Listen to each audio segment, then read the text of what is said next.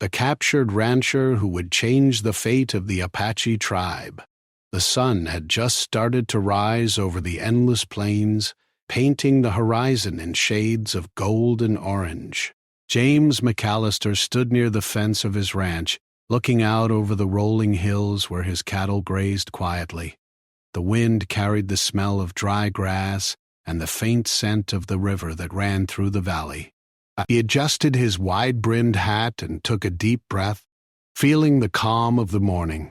Life on the ranch had always been simple for James, filled with hard work, honest labor, and the satisfaction of caring for his land and animals. He had never considered himself a man of adventure, but that morning, the quiet would not last. James was a man known for his courage, though he did not boast about it. He had grown up in this region, learning to ride horses before he could walk steadily, learning to rope cattle before he learned to read maps. People in the nearby towns respected him for his skill and fairness. Settlers, neighbors, and even local lawmen knew that James could handle himself in difficult situations, though he preferred avoiding unnecessary trouble. He believed that a calm mind and careful observation often solved more problems than a quick draw or loud argument. That morning, James had planned to inspect the boundaries of his ranch. It had been a dry season, and he needed to check for signs of water shortages, fence damage, and stray cattle. His horse, a strong brown stallion named Tucker, walked steadily along the dirt path. James enjoyed these walks. They gave him time to think and appreciate the land he had worked so hard to maintain. The sun was now higher, casting long shadows over the prairie, and James could see the faint smoke of a distant campfire curling in the wind. As he approached a narrow canyon that marked the edge of his property, James sensed a change in the air. The wind seemed quieter, almost as if it held its breath. He tightened his grip on the reins and scanned the rocks and trees around him. That's when he noticed movement. A small group of figures emerging silently from the shadows. James froze. The men were dressed differently from the settlers he knew. Their movements were cautious, deliberate, and their eyes were sharp with intent. He realized quickly that these were not ordinary travelers or hunters. Before he could react, they surrounded him. James tried to remain calm, remembering the lessons his father had taught him about facing danger. One of the men, a tall figure with dark hair and piercing eyes, stepped forward. James recognized immediately that they were members of the Apache tribe, known for their skill in tracking and survival. He had heard stories from neighbors and travelers about encounters with small war parties, but he had never expected to be caught in one. "Stay calm," James told himself quietly. He dismounted slowly, raising his hands to show he meant no harm. The Apache leader studied him silently, then motioned for the others to relax. Still, James felt a shiver of fear. He was alone, far from his ranch, and at the mercy of people whose customs and language he barely understood. The leader spoke in a language James could not comprehend, but his tone was firm, not hostile. The other men moved to secure his horse and belongings. James realized there was no immediate violence intended, but the situation was serious. He was a captive, and the desert could be unforgiving for someone who did not obey. James's mind raced. He had to find a way to survive this encounter without angering the tribe. He remembered the advice his father had given him years ago. When you don't understand someone, listen first. Watch, learn. Respect them, and they will respect you back. He took a deep breath, lowering his shoulders and trying to appear calm even though his heart pounded in his chest. The Apache leader motioned for James to follow. James complied, understanding that resistance would only make things worse. The group moved quickly and quietly through the canyon, their steps almost soundless on the rocky terrain. James noticed their skill and efficiency, the way they moved as a unit, alert to every sound and movement around them. He began to feel a grudging admiration for their discipline and knowledge of the land. As they traveled, James observed the landscape in a new light. The desert was harsh, but it was also beautiful. The rocks formed jagged patterns that caught the sunlight, and the river glinted like silver in the distance. He saw signs of life everywhere: the tracks of deer, the burrows of small animals, the distant flight of birds. The Apache moved through this terrain with ease, as if every rock and tree was part of a map they had known since birth. Hours passed and the sun climbed higher in the sky. James was thirsty and tired, but he kept his composure.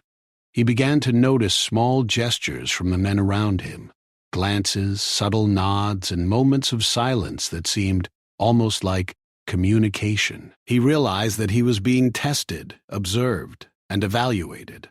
The leaders seemed to be deciding not only whether James was a threat, but whether he might be useful in some way. Finally, as the afternoon sun began to soften, they arrived at a camp nestled between two cliffs.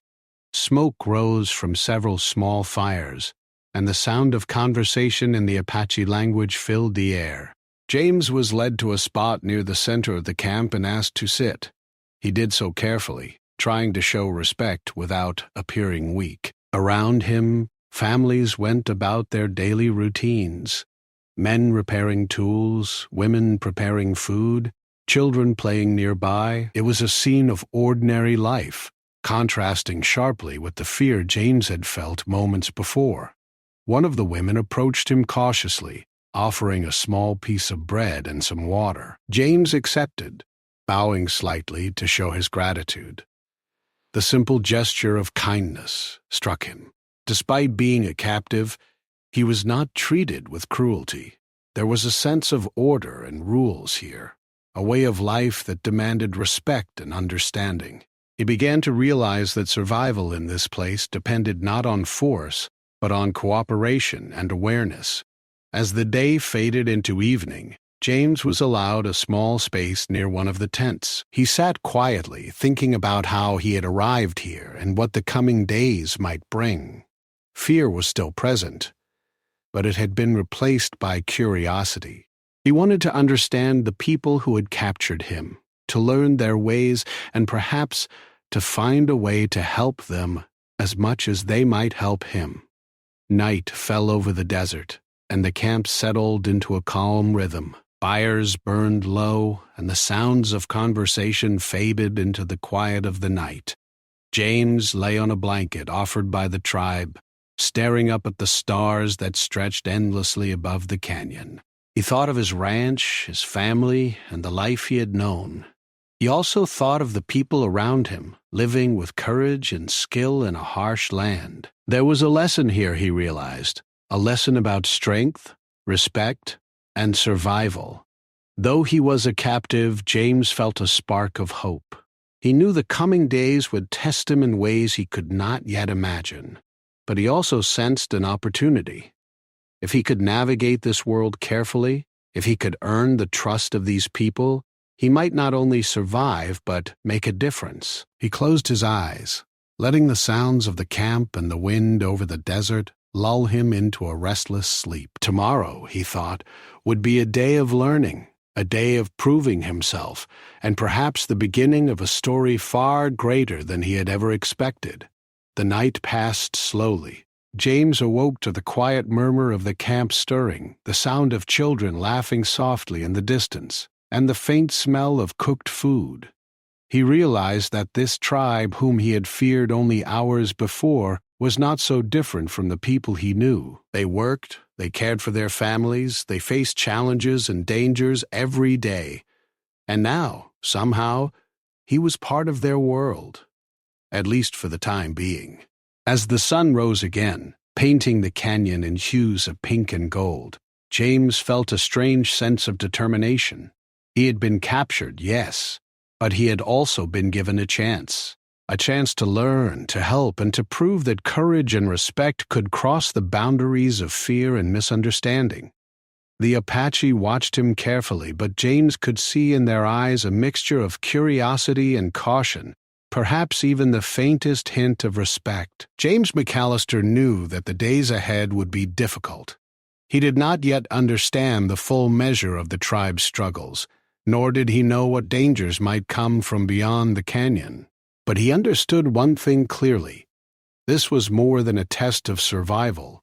It was an opportunity to forge connections, to build trust, and to leave an impact, one that might change the lives of many if he played his part wisely. And so, with the rising sun warming his face and the sound of the desert around him, James prepared to take his first steps into a life he had never imagined, a life that would test his courage, his wisdom, and his heart. The captured rancher was no longer just a man at the mercy of others. He was a witness, a learner, and perhaps, in ways he did not yet see, a force that could change the fate of those who had taken him in. The morning sun rose slowly over the canyon, casting a warm glow across the Apache camp. James McAllister awoke with a sense of cautious determination. He had survived his first night, and though he was still a captive, he began to notice that the tribe treated him with a mixture of curiosity and quiet respect. He stretched, rubbed the sleep from his eyes, and observed the camp stirring to life. Children ran to fetch water, women carried baskets of food, and men prepared their tools and horses for the day ahead. The rhythm of life in the camp was orderly. Despite the challenges of the desert, James knew that if he was to survive and perhaps make a difference, he needed to earn their trust. Sitting quietly near the fire, he observed everything. The way the men communicated, the small gestures the women made toward the children, the way the horses responded to their riders. There was a system here, a knowledge born from years of living in a harsh and unforgiving land. And James, despite his own experience with ranching, realized he had much to learn. He remembered the words his father had once said, "A man earns respect by being useful and showing care, not by force." With that thought, James decided to offer his help. He approached the camp's leader, the tall man who had first captured him, and bowed slightly, showing his respect. The leader watched him quietly, waiting for James to speak. "I can help with your horses," James said slowly. "I know how to keep them healthy, train them, and care for them." The leader raised an eyebrow but did not speak. He looked to the others, and one of the younger warriors, Dakota, stepped forward. Dakota's eyes were sharp, and his expression carried both curiosity and suspicion. "Can you ride as we do?" he asked in broken English, mixing it with gestures to make his meaning clear. James nodded. "Yes, I can ride. I can also help with food, water, and keeping animals safe." The leader considered him for a long moment. Finally, he gave a slight nod. "We watch," he said simply. James understood. He would have to prove himself through action, not words. The first task came immediately. A young horse had been injured the night before, and it limped slightly as it tried to follow the herd.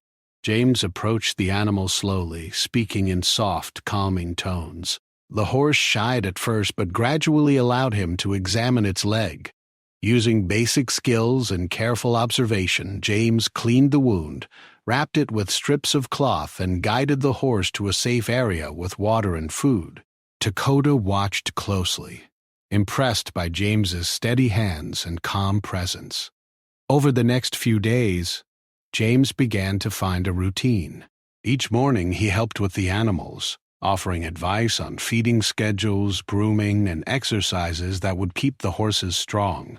He also assisted in repairing fences and checking traps for small game. Though the work was simple, it required patience, and James noticed that the tribe respected his knowledge. Small nods, quiet glances, and the occasional word of thanks from Dakota or the leader were signs that James's efforts were being noticed. But trust was not built through work alone. James also listened. He spent hours observing the tribe, learning their customs, their ways of speaking, and the signals they used to communicate silently. He learned about their history, Stories told around the fire about ancestors who had faced great challenges and survived. The tribe valued these stories deeply, and James realized that understanding their culture was just as important as showing skill with animals. One evening, as the sun dipped below the horizon, James was invited to sit near the fire with Dakota and the leader. The conversation was slow at first, full of gestures, broken English, and careful listening. Dakota asked about James's life, his ranch, and his family. James spoke openly, sharing stories of cattle drives, long days in the sun, and nights spent repairing fences or tending to sick animals. The tribe listened, intrigued by the life of a man so different from their own. In return, Dakota and the leader shared stories of their struggles.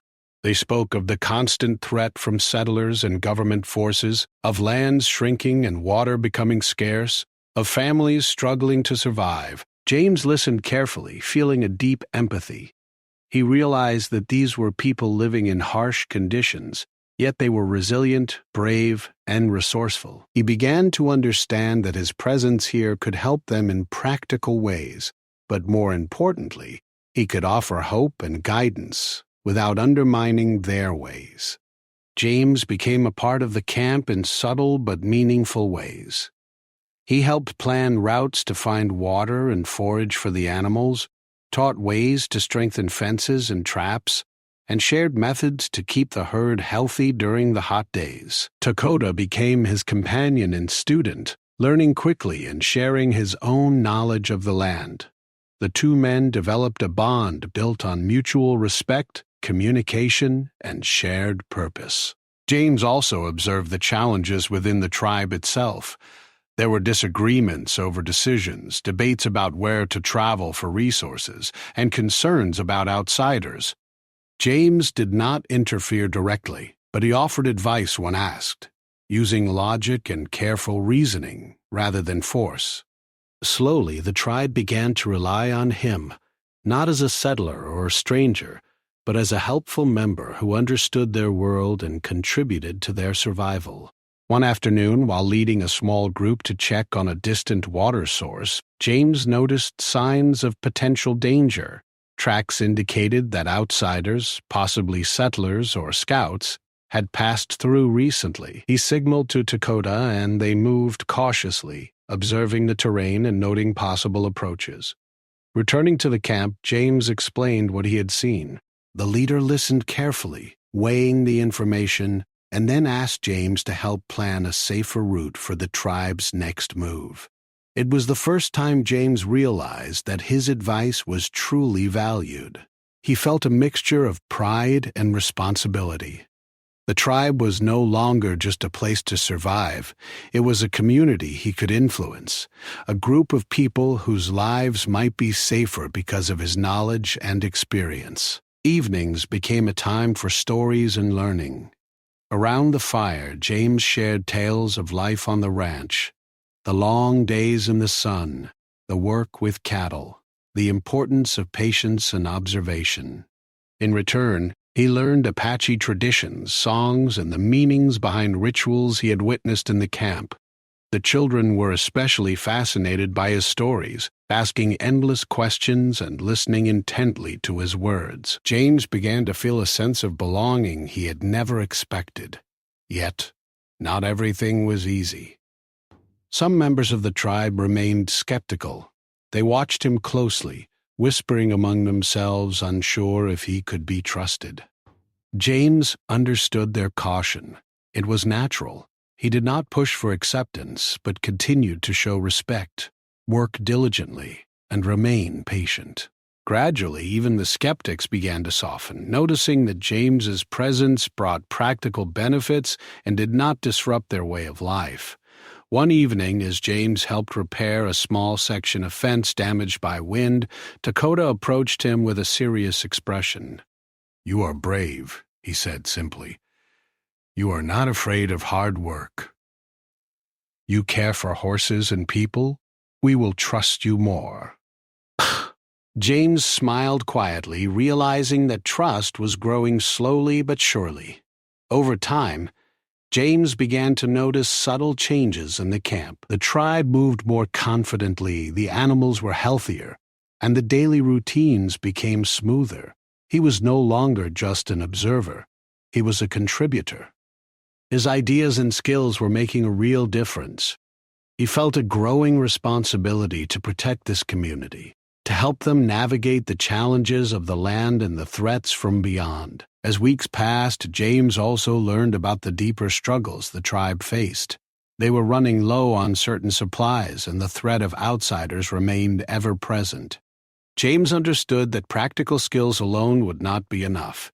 He would need to think strategically, plan carefully, and perhaps even mediate disagreements within the tribe. He accepted this challenge quietly, feeling a sense of purpose he had never known before. By the time the month ended, James McAllister was no longer seen merely as a captive. He had become a trusted figure within the tribe, someone whose knowledge, courage, and patience had begun to change their daily life for the better. He had earned respect through action, observation, and care, and he felt a growing bond with the people who had once been strangers, and even captors. One evening, as the camp settled around the fire and the stars stretched endlessly across the desert sky, James sat beside Dakota and the leader. He reflected on the journey so far, the fear of capture, the lessons learned, and the slow growth of trust. He realized that he had discovered something important, not just about the Apache tribe, but about himself.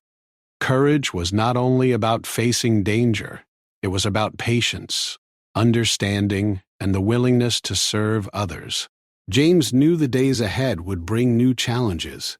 He could sense that outsiders were near, and that conflicts, both internal and external, might arise.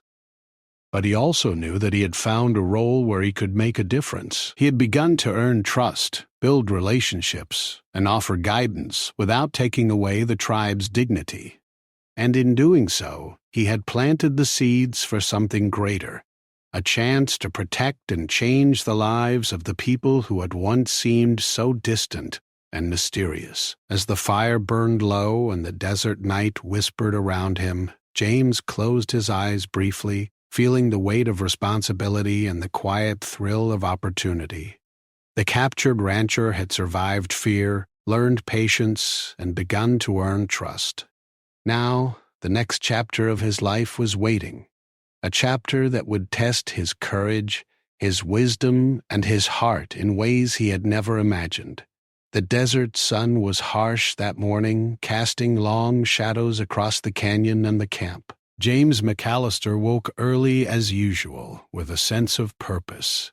He had grown accustomed to the routines of the Apache tribe, and though he was still technically a captive, the bonds he had formed with Dakota, the leader, and other members of the tribe made him feel almost like part of their community. He fed the horses, checked the water supplies, and observed the camp waking to life. As he walked near the edge of the camp, he noticed something unusual. The tracks in the soft sand suggested the passage of outsiders, men on horseback moving swiftly but cautiously, avoiding direct paths, perhaps trying to remain unseen. James's experience with the land and tracking allowed him to read the signs immediately. His heart pounded not with fear, but with urgency. He knew that the tribe could be in danger. He motioned for Dakota to follow him quietly, and together they traced the tracks toward the ridge overlooking the canyon. From this vantage point, James could see faint dust clouds in the distance, moving steadily toward the tribe's location. He counted the number of riders, estimating that a small group of armed men was approaching. "They are not here yet," James whispered to Dakota, "but they will be soon. We must prepare." Dakota's eyes widened, and he quickly ran back to the camp to warn the leader. Within moments the tribe gathered, the tension in the air thick and sharp. James stepped forward, careful to show respect and not command. "We need to plan," he said. "They are coming from the east. We can use the terrain to our advantage. The rocks, the ridges, and the narrow paths can protect us. if we position ourselves carefully." The leader, listening intently, nodded. He trusted James's knowledge, having seen his skill with horses and his patience with the tribe. Slowly, he began to involve James in strategic discussions. They examined the paths, marked safe spots, and planned ways to avoid a direct confrontation if possible. The tribe's men moved swiftly to prepare, reinforcing fences, setting up simple alarms, and readying their animals. For James, this was the first time he felt the weight of real responsibility for the tribe's survival. He was no longer merely helping with day-to-day tasks. He was actively involved in protecting lives. He knew that any mistake could have serious consequences. And yet, he also realized that the tribe had strength, courage, and knowledge that could complement his own skills. Together, they could face the threat. Hours passed. The desert heat was intense, and the tribe worked tirelessly. James guided them in positioning horses where they could serve as early warning systems, showing them how to move quietly and communicate with signals. He helped identify high vantage points for watchmen, teaching ways to spot movement in the distance before it became a direct threat.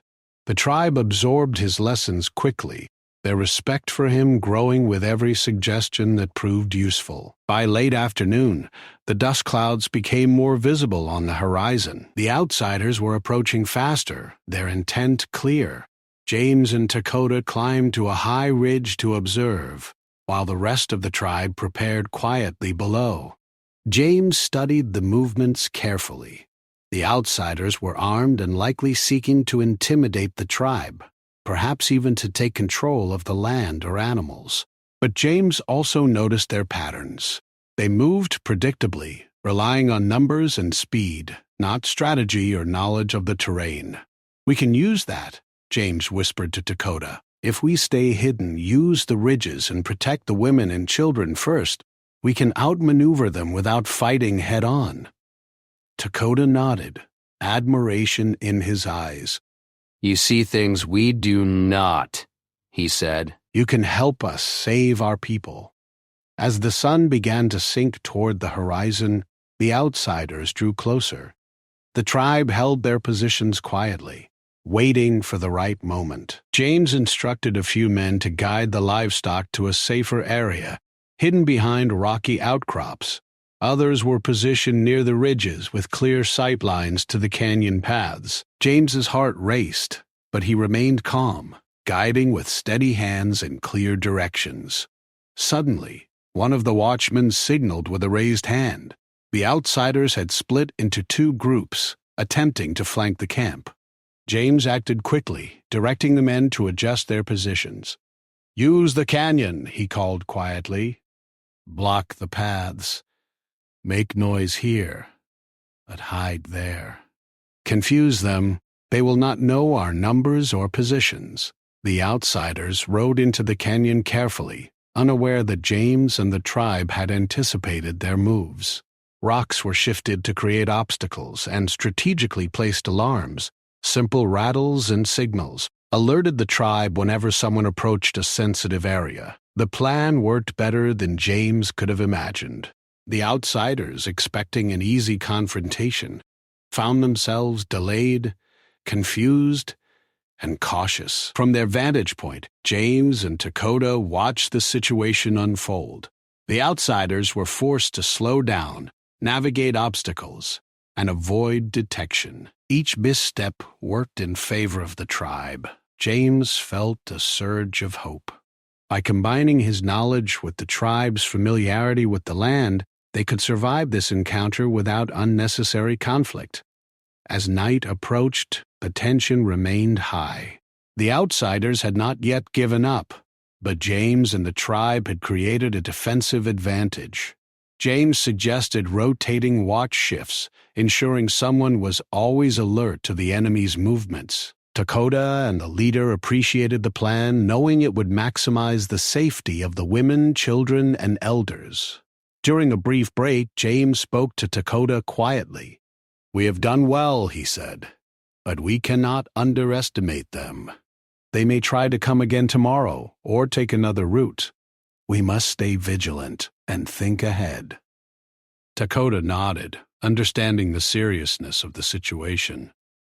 He had grown to trust James not just for his skills, but for his judgment and calm presence. The young warrior realized that James was becoming a vital part of the tribe, someone whose knowledge and courage could make a real difference. That night, the camp remained on high alert. Fires were kept low, and watchmen were posted on every ridge and near every approach.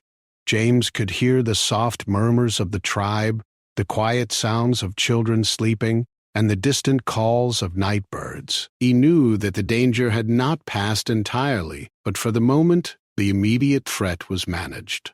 The next morning, James suggested a plan to strengthen the camp even further. They dug shallow trenches along vulnerable paths, reinforced fences with additional logs, and moved some supplies to hidden areas. Every member of the tribe contributed, and James guided the work, ensuring it was efficient and effective. Dakota was by his side, learning quickly and applying his own knowledge of the land. By midday, the outsiders had been seen at a distance, observing the camp but not approaching.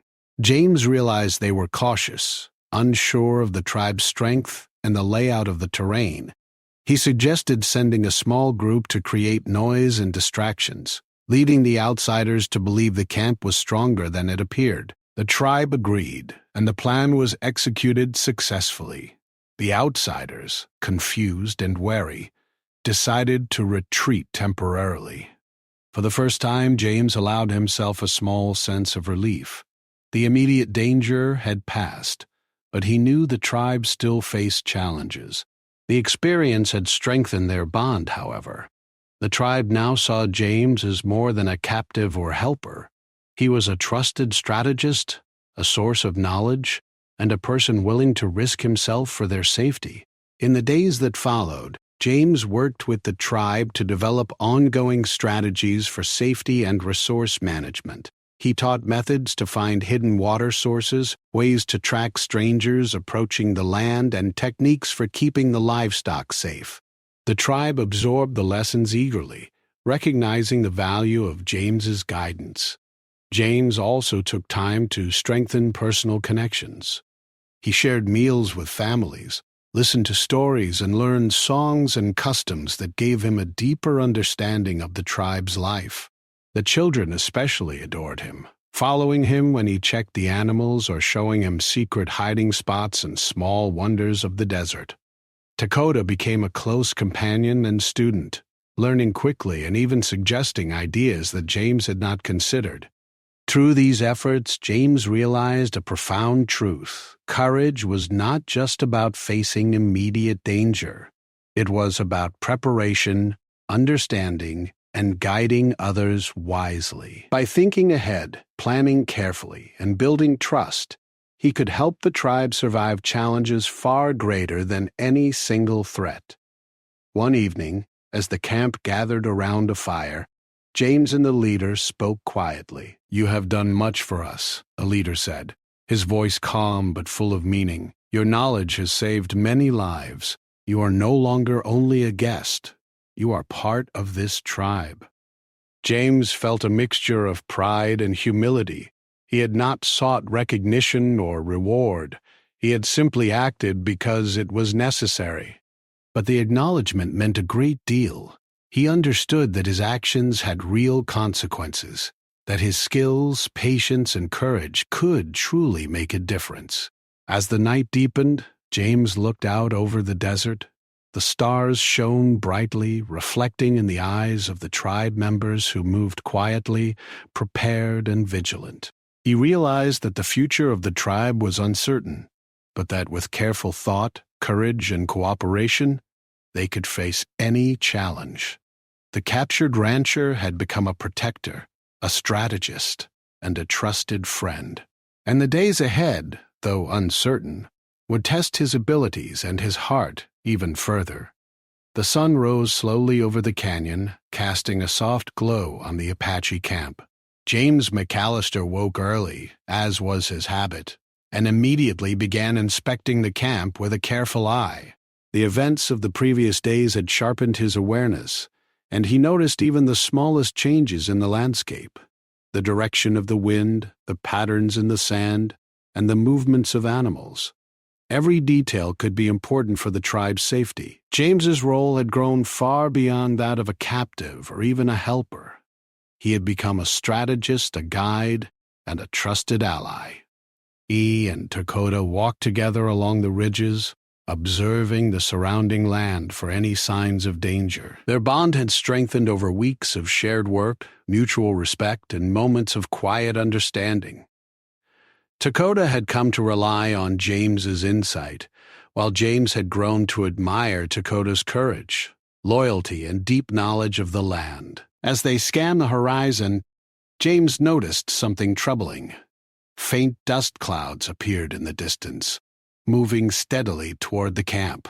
He immediately realized that the outsiders had returned, likely emboldened after their initial retreat, but this time they seemed larger in number, better organized, and more determined. James's heart raced, but he forced himself to remain calm. Fear was useless now. Only careful thinking and preparation could protect the tribe. James and Dakota hurried back to the camp. The leader and the tribe were already aware of the approaching threat, and the tension in the air was palpable. Men sharpened tools, adjusted positions, and prepared the animals for quick movement if needed. Women and children were guided to safer areas behind natural barriers of rock and brush. Every member of the tribe worked efficiently, showing the discipline and skill that James had come to respect so deeply. James gathered the tribe's key members and outlined his plan. "We cannot face them directly," he explained. "We must use the land to our advantage. The canyon paths, the ridges, and the hidden areas can protect us. We will make them think the camp is larger and stronger than it is.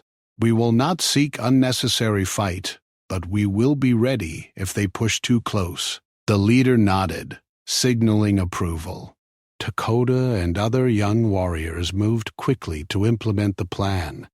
They positioned lookouts on high rocks, created small obstacles along the paths the outsiders might take, and used simple signals to communicate silently across distances.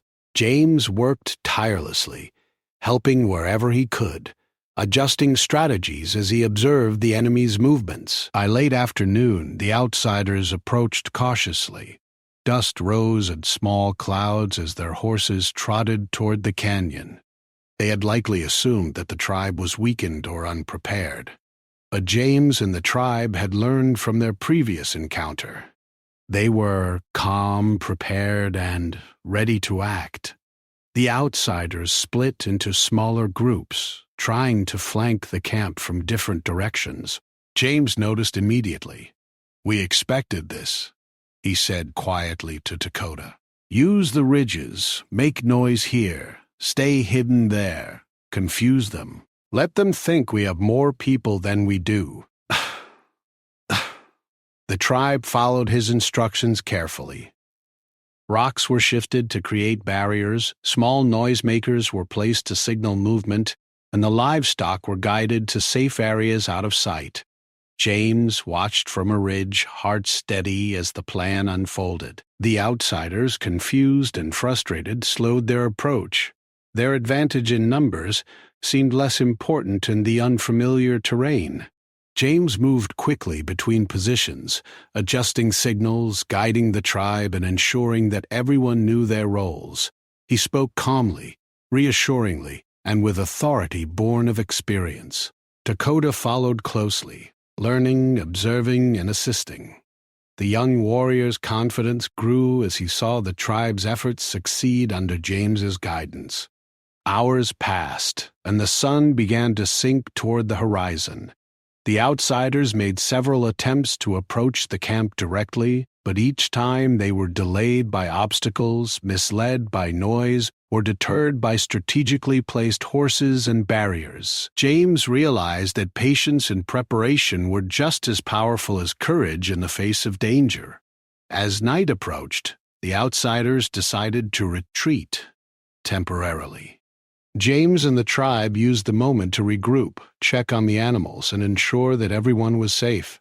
The immediate threat had passed, but James knew that vigilance was still necessary. He encouraged the tribe to maintain watch throughout the night, rotate positions, and remain prepared for any further challenges.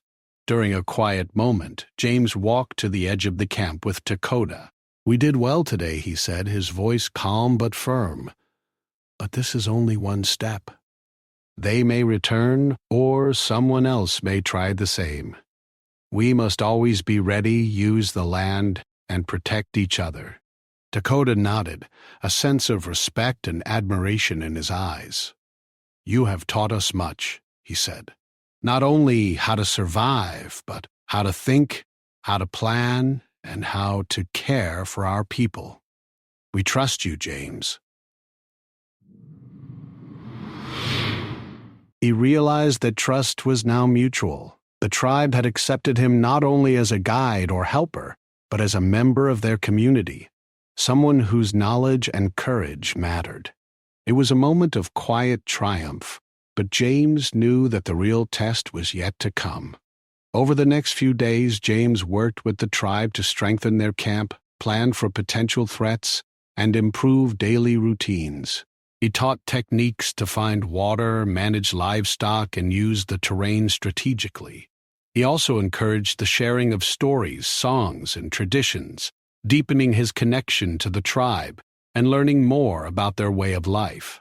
The Apache were resilient, wise, and resourceful, and James felt honored to be part of their efforts. Then came the critical day. Scouts reported that the outsiders were returning, this time with more organized intent. James knew that a direct confrontation might be unavoidable. He gathered the tribe's leaders and shared his plan.